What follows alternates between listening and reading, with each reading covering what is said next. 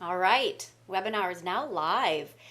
Happy Thursday, traders. This is Samantha LaDuc, founder of LaDucTrading.com, and I am hosting my macro to micro power hour this Thursday after the close with a friend who is an absolute just brilliant strategist in real estate. He's my favorite data analyst for real estate. And we're going to just do a little housekeeping real quick before we dig in and talk about the recent housing boom. First and foremost, I do this every Tuesday and Thursday, 4 o'clock. Tuesday, I have Jonathan Gibbons of VigTech.io. And when it's done, it will be hosted on this particular LaDuc Trading channel, which is my YouTube channel. And if you look back here a little bit, you'll see back in January, Logan and I did this right before the housing market took off in hot fire flames, and he predicted it. So it's pretty cool. His analysis from last year into right now. So without further ado, hi, Logan. Hi, it's good to see you um, again.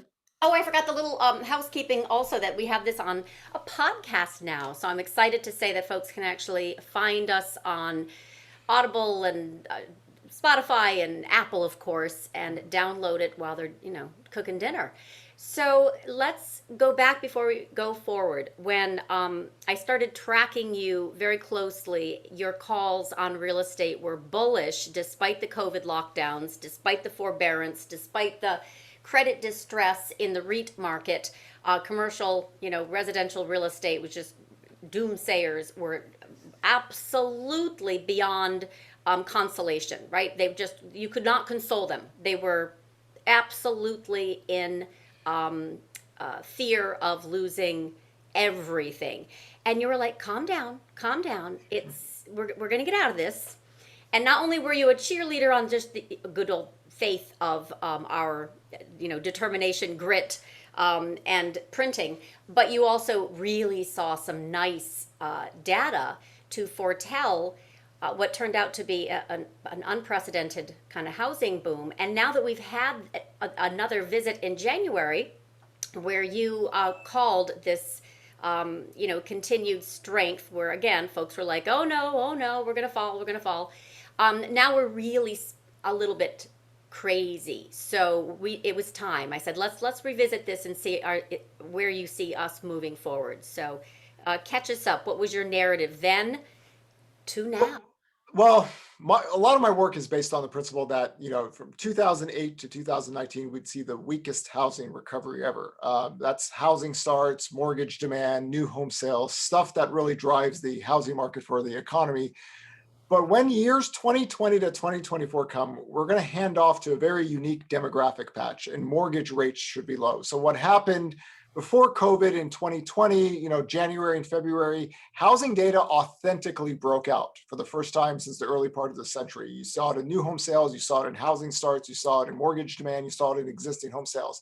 Then COVID hit, and I think the mindset of everything is 2008 Mm-hmm. overtook everybody, and the fear of the virus, everything, for about 6 weeks, we saw purchase application decline, and then it stopped. And then it started kicking back again. So last year, a lot of my work was trying to tell everybody housing's going to be fine. The economy is going to recover in 2020. You just give it a little bit of time, follow these data lines, and we'll get here. There's one problem, though, with years 2020 and 2024 is that when you have the best housing demographic patch ever and you have the lowest mortgage rates ever, you also can have home prices take off in an unhealthy way. And that's what we're seeing now. So a lot of my work, a lot of my interviews with Bloomberg and stuff I write for Housing Wire, the term unhealthiest housing market since 2008 is common with my work. And that's more or less is we have an inventory crunch, right? Mm-hmm. I like to use the term replacement buyers instead of, let's say, a boom, because I don't believe in necessarily a credit boom like we saw. Like I always tell people, look at the purchase application data from 2002 to 2005. That was a credit boom. That was an existing home sales boom and new home sales. It's much different this time around. But the problem is when inventory has been falling every single year since 2014, purchase application data has been rising every year since 2014, you can have inventory just collapse down to levels to where you can see double-digit home price growth and have existing home sales just be up slightly year over year. That to me is unhealthy. It's unhealthy in the sense that because inventory levels are at all-time lows, you have too many people bidding on too few homes. And in a sense, that is the essence of inflation. And you don't really have the kind of credit boom to go with it. So it's unhealthy in that regard. But again, it's also a first world problem. It's not like home prices are falling 50, 60%, foreclosures are rising. Forbearance last year, I talked about, getting ahead of the forbearance crash bros, as I call them. Forbearance should take care of itself in time. It's forbearance itself, the headline numbers have already dropped in half within 1 year. So that's gonna work itself fine, especially with a second wave of jobs coming in. But the problem is inventory levels are just simply too low and home prices are simply too hot. And we need, and I do believe this will happen, we need a little cooling down, a little more inventory coming on the market to create days on market to go back up to over 30 days. And that's the existing home sales market. And that's why I'm very concerned that so far, a lot of people thought that, well, more people are just going to list their homes and we're going to get more inventory to market to cool down prices. It hasn't really happened yet, but it should. So hopefully in the second half of the year, we get that little inventory increase and we cool the market down. All right, let's talk about that lowest inventory since, what was it, 1990s? I mean, I've seen the chart floating repeatedly it's on Twitter. It's the total inventory for existing is all-time lows. Okay, right? so all-time lows. And we also have input costs rising in very strong measures with, obviously, housing prices. What about this? Because this is a big headwind. This is the second problem with housing right now. On top of the existing home sales market, the new home sales market, which again, sales are fine, housing starts, housing permits are still moving, but it was always expensive to build homes. Now it got more expensive. And of course, the builders have been able to pass this cost on by raising prices, and it's fine, but it's also a 3% mortgage market, right? It'll be different when mortgage rates get to 4%. Now, I didn't believe myself mortgage rates would get to 4% in 2021, but we've put in a lot of input costs into new homes, which was always more expensive to build anyway than it has been in the previous decade. So right now they can get away with it. My concern is, and I even wrote about this last year, the housing market in itself changes when mortgage rates get above 3.75% and higher. It's not a 2021 story, but it's something to look for in 2022. I already know lumber prices are coming down, but we need a cooling down on some of these costs as well. But the builders are in a much different position than the existing home sales market because they have to build so much. And I imagine that unit labor costs are just going to grow. And it's going to be more problematic for them. So that is the one sector I would keep an eye on going out in the future. And for me, it's always been the same monthly supply for new homes. As long as it's below 4.3 months, things are good with the builders. That's why the confidence index is so high. That's why permits are still doing good. But once you get above 4.4 months, it just becomes an okay market. And that's what we saw from 2008 to 2019. And then if monthly supply ever gets above 6.4 months, the rate of growth in construction is going to stop. And we saw that in 2018. 5% mortgage rates. Builder stocks were down 30 to 40% from their peak. Monthly supply created the rate of growth of construction to pause, but in a few months later, mortgage rates went down and it kind of retracted itself out back. But one thing we have to remember about this new expansion is that the new home sales sector enjoyed a very low bar from 2008 to 2019. It doesn't have that low bar anymore. So they've got to earn it. So you have to be mindful. You have to look at and see that when mortgage rates do rise, and they will at some point, how much does that impact the new home sales sector? Because that will impact that sector more than the existing home sale market. So what about in regards to the, Toll Brothers and other big home builders saying they're just not going to put houses up for sale until they're at least 50% completed because they're not sure how it's going to go with delivery of their materials. I don't blame them. I mean, think about how expensive things have gotten for them. And it's not just that. I mean, there's land, lands, the shortages of land and purchasing. There's all these things. The builders are mindful not to make the mistake that what happened during 2002 to 2005. Remember, we had an 82% crash in new home sales from the peak of the housing bubble down to the bottom. And then we also had the weakest housing recovery also after that. So they are mindful. They don't think like, let's say, how housing economists or economists think, where everybody says you just have to build more homes. You just have to build more homes. There's costs, there's land costs, there's all these the regulation costs just on a new home. I think it's like $94,000. So they look at the world much differently than, let's say, Twitter economists do. And they're mindful of this because in the back of my mind too, can this even work when mortgage rates get up to 4%? So I understand their caution looking out right now because it has been such a hot marketplace for them, and they've been able to get away with this because their margins have extended because they've just been able to just raise the prices. Some point that doesn't work out, so that's a sector that I'm keeping an eye on going forward. So, yeah, the diminishing returns at this rate with home builders. Are you still bullish? Those I'm as I'm stocks, I'm generally talking. oh yeah, I'm generally always going to be bullish in housing in years 2020 to 20 just because of the raw demographic patch. And for me, I might not be a credit boom person or a big sales boom, but for me, we should be able to get total sales that's existed in new home sales 6.2 million and higher during this period. That's something that could not have happened in 2008 to 2009, but we should. Again, biggest demographic patch ever, ages 27 to 33, the biggest in American history. You put move up buyers, move down buyers, cash buyers, investors, you put them all together, you have good replacement demand. And that's why I've always talked about housing. You have really good replacement demand during this 5-year period. Just the raw sheer size of demographics kicking in with mortgage rates being at all-time lows. So the two things that drive housing in this country are at the best levels ever. So to me, it gives you steady replacement demand. While I'm not a big credit boom, big sales boom type of person, we should be able year after year be okay.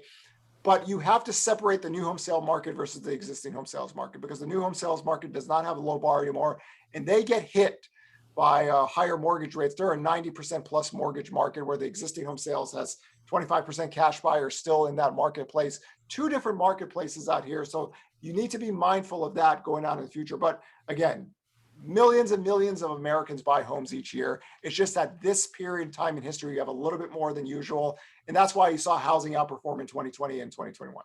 Do you have data on, I mean, the savings rate's really out there, and that's often mentioned. What about the financed partial deposits on new home coming from the family and friends category? Remember, I had a little communication on this in Twitter. Where's the money coming from?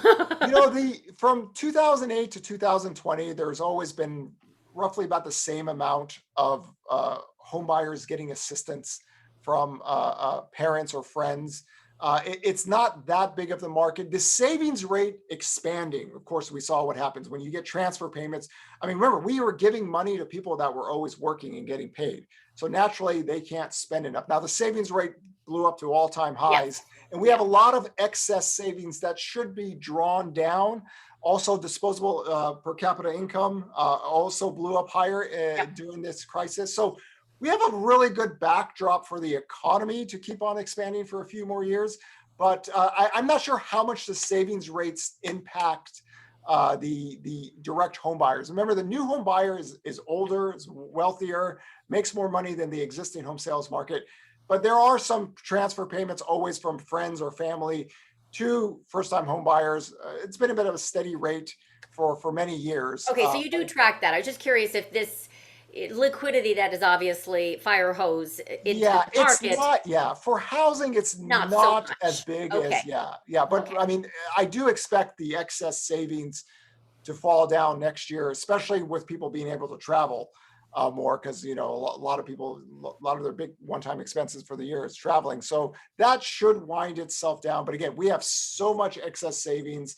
And by September of next year in 2020, we should have all the jobs back that were lost to COVID. But again, right now, there's just home prices are way too hot and it's expensive for the builders, but they're able to pass that on. So it Mhm. works now. Just be mindful of higher rates. I know 3.754% doesn't seem that high, but in the past, in the previous expansion, when rates get above 4%, it moderates home price growth. That's what we want. We want housing to cool down. We do not want, like, my biggest fear is like 5 years of this happening. So year one and year two in that sense is it's a negative for me. But if we get just nominal home prices at 4.6%, somewhere around there, it's okay. It's manageable. And of course, if we had an affordability crisis in America, you wouldn't see 2020 and 2021 data. So people are still able to buy homes. Purchase application data, I think this is a big thing. Housing data itself has just gone out of whack just because of what COVID did. Yeah. You have to realize that existing home sales has to moderate. We're going to get some prints below 5.84 million, which would be very normal. We ended 2020 with just 5.64 million homes. That's only 130,000 more than 2017 levels. So it's not like we're working from a really boom expansion like we saw the peak of 2005, where it was over 7 million existing homes. So we have enough replacement buyers to give a growth again for this year, but we have to have home prices cool down. Right? People should not be in this mindset that they're going against 10 or 15 or 20 people. It's one thing to get outbid by 1 or 2 people, but to get outbid by 10 or 15 people, it's a very unhealthy marketplace that we are right now. So, referencing your article in Housing Wire, where you talk about the unhealthiest housing market in the last 10 years, you say it's mostly an inventory problem, yes. But you have an interesting, I'm sort of quoting, sort of, not really, excuse me, BlackRock also. Do you have any demographics in regards to the institutional ownership of homes and its impact? I think this story has gotten overblown. Okay. BlackRock bought maybe 200,000 homes in the last 7 years. But the BlackRock types, not just them. Well, investors have always been about 13 to 17%. Cash buyers have been falling down for many years now, just because cash buyers were abnormally high because they were buying distressed property. So now cash buyers are picking up a little bit. You run maybe a 3-month average, you're around 23% right now. After the years of the crashes, it was about 30, 35%. There's, NAR is different from CoreLogic. Each has their own data, but cash buyers are picking up again. I think for investors, I'm just assuming here, zero interest rate policy, low bond yields, rents are going to pick up. So you can have the ability, like people always ask me, why don't investors sell? Well, rents are good and they're about to pick up. I always say the best case for core inflation CPI to be above 2% and stay above 2% for a long time is that rent inflation should pick up, especially if wage inflation picks up on the lower end. Landlords could charge higher rents.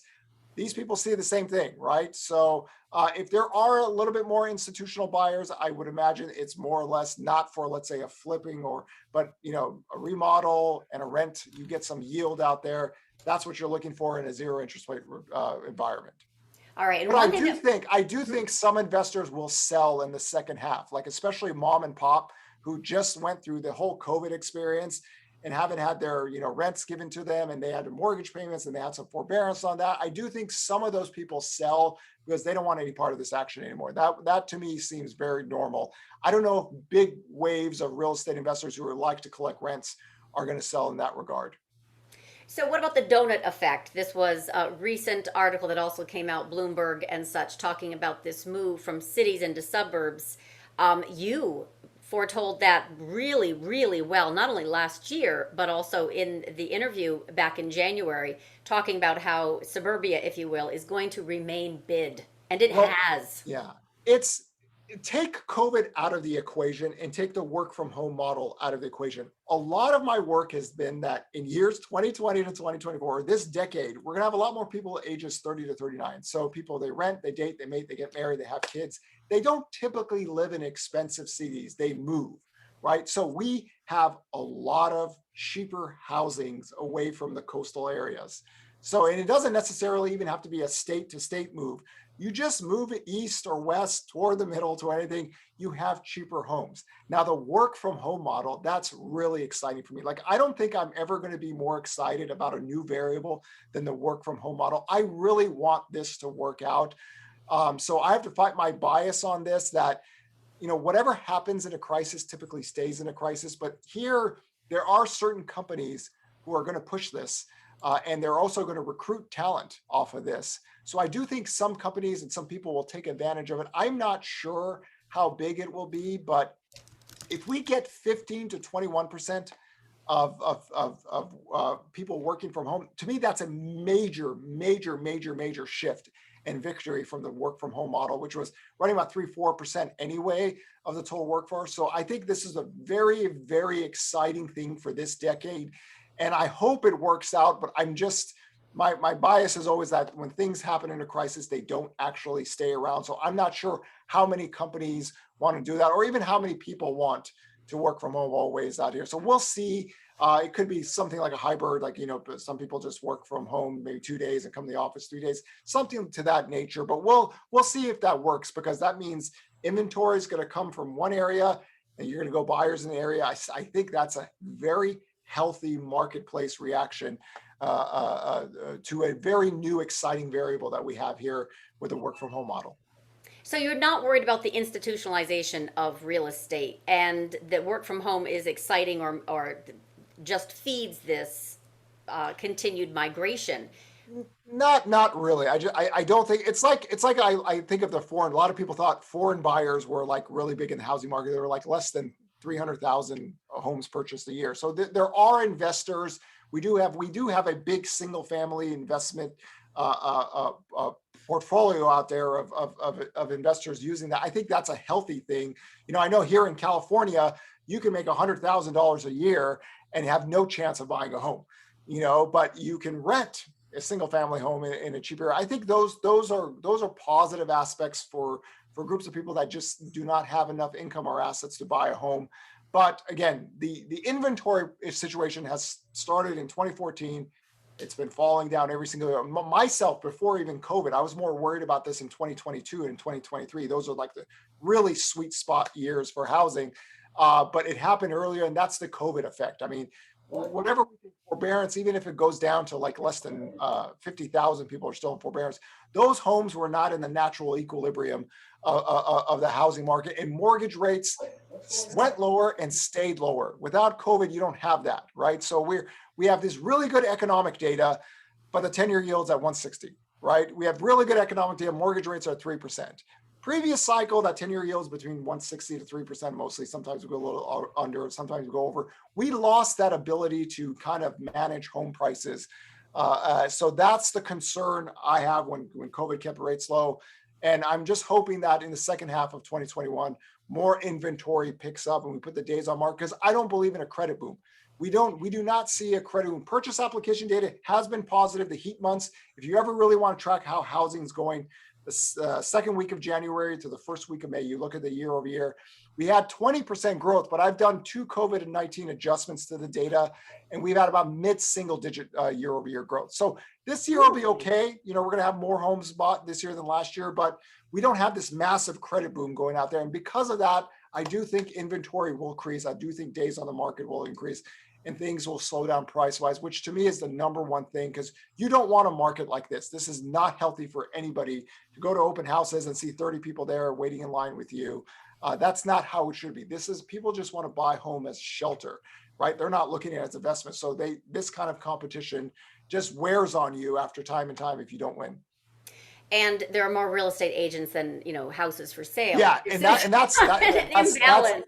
That's the inventory crunch, and that's just a raw decline of total inventory, which is at extremely low levels. Where we always had enough homes to buy to raise sales from 2013 and 2019, but it just collapsed during COVID.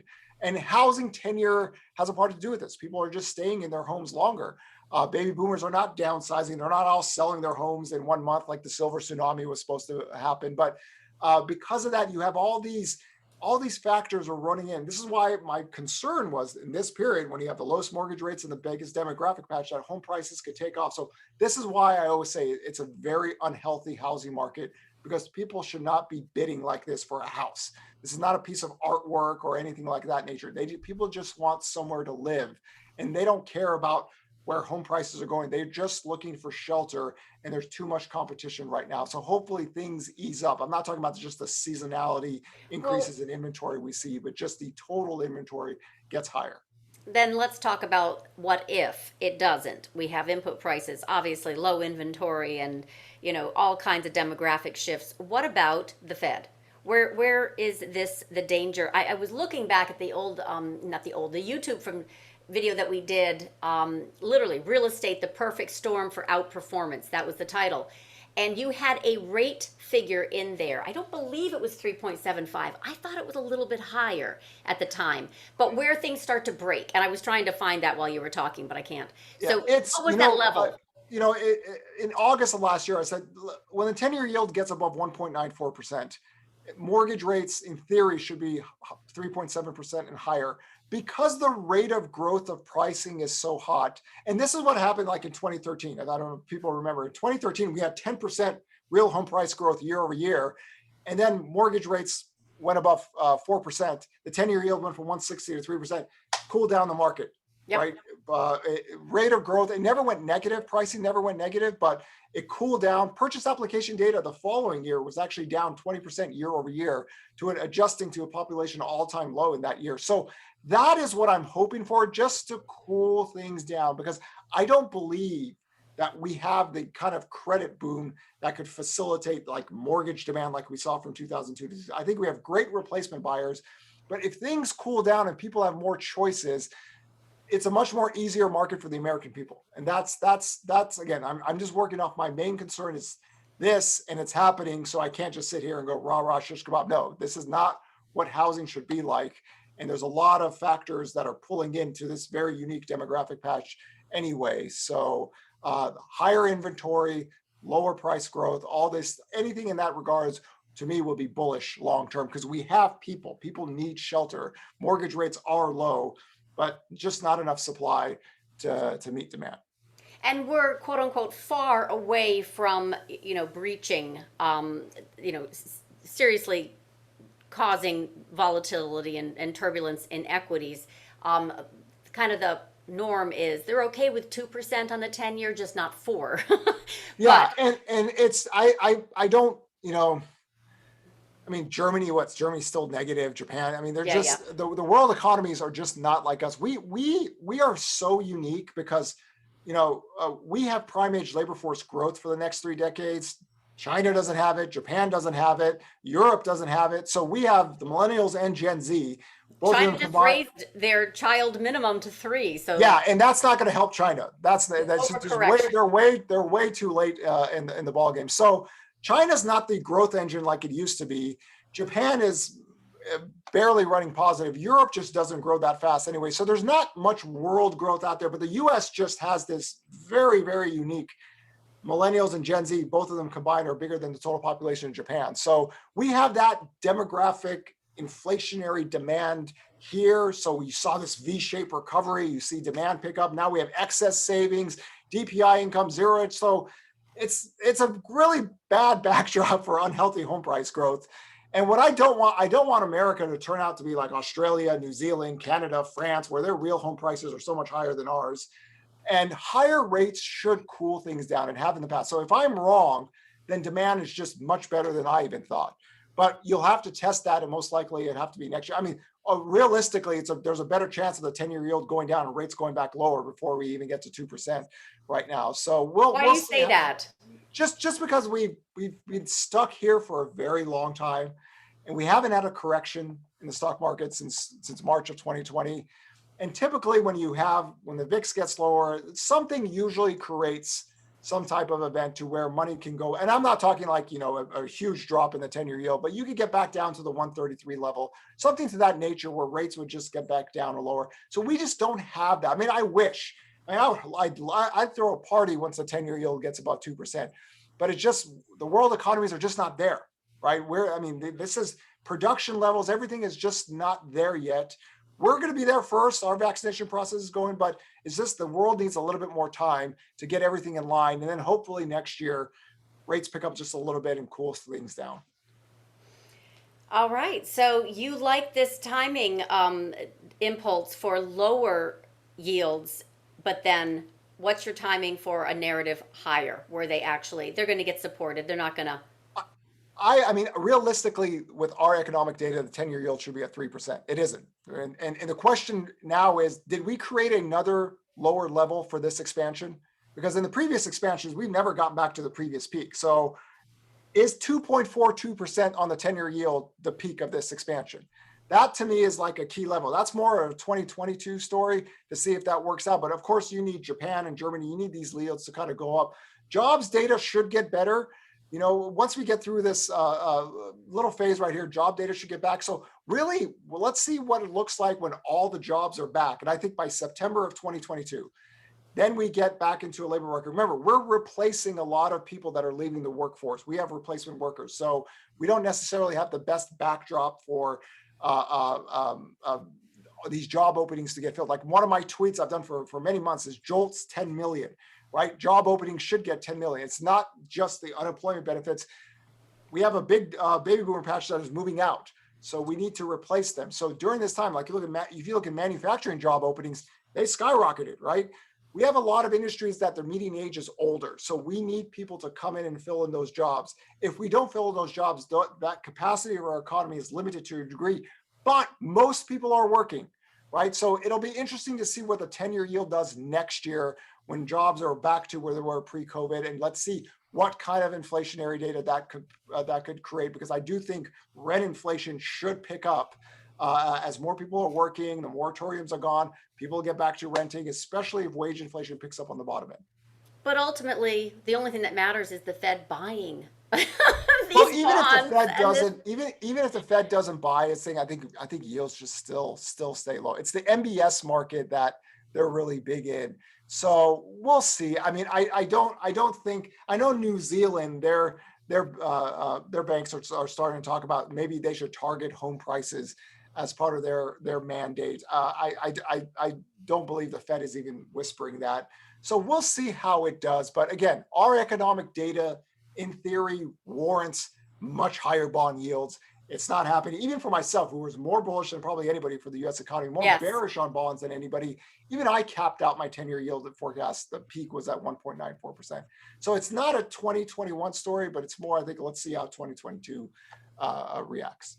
And any narrative you're watching right now for risk coming into the market, since this real estate backdrop is very helpful, for those who have the largest percentage of assets in their home and related, investments. What about market risk, since the liquidity that has driven this asset boom in stocks is also unparalleled? Yeah, the existing home sale market is fine. The stock market is going to be prone to a lot of pullbacks like we saw. It hasn't happened yet.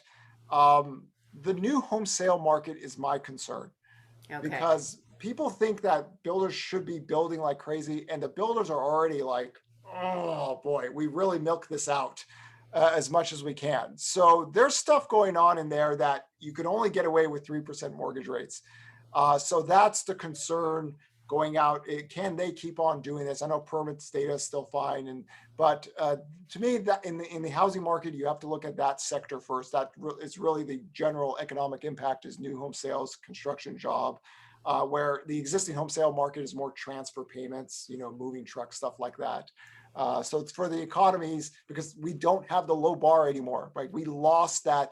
The weakest housing recovery was also, in a sense, bullish, that we weren't working from a very high level. 2018 was a great example. Supply spiked up. It looks like housing peaked, but we were only working from 640,000 new home sales. That was simply too low. Now you're getting up to the 1 million area. So that low bar is gone. So I think that's what you have to look every week, the monthly supply for new homes. Keep an eye on that. That will give you a good foretell on what's going on in that sector.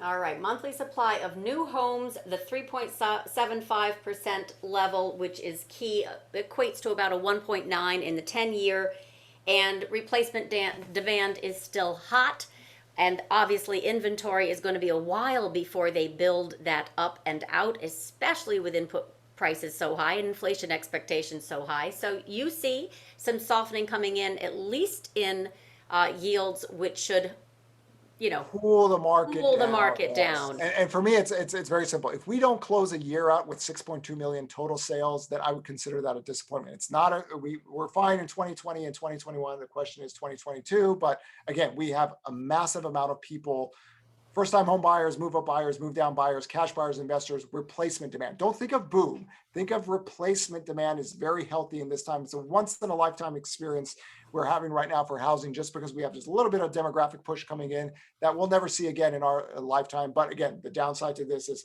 home prices could escalate in a very unhealthy way. Got it. This is fabulous review, and you're like Speedy Gonzalez quick. Yes. Yes, There's I no could go on draw. forever There's too. no. I don't have to draw it out of you, Logan. It just poosh. It's just so easy for you. I really appreciate the time and the quick synopsis of where we're at, and we'll be watching these levels and obviously home prices and the new. That's important. Total sales 6.2 million. That's also a Yeah, level of we're good. importance. We're good this year. We're good last year. So we'll see 2020, All 2022. right. Super. Thanks so much for your time. My All right. pleasure. Again, this will be posted on my LaDuc Trading YouTube channel as well as uploaded as a podcast for Apple and Spotify and the usual suspects. I thank you, Logan, very much. And where can people find you for more information, not only to follow you on Hotwire, Just but really? just Logan Motoshami, my Twitter handle, Instagram page, everything. Live all the time. I do a lot of fleets. No, not a lot of people do fleets on Twitter, but I do stories every day, You do. all economic data all the time. That's cool. That's cool. All right, so you know where to find him now. Go find him. Go sign up. Follow Logan. He's a must follow. And I wish you a great weekend coming up. You too. Thank you. Bye.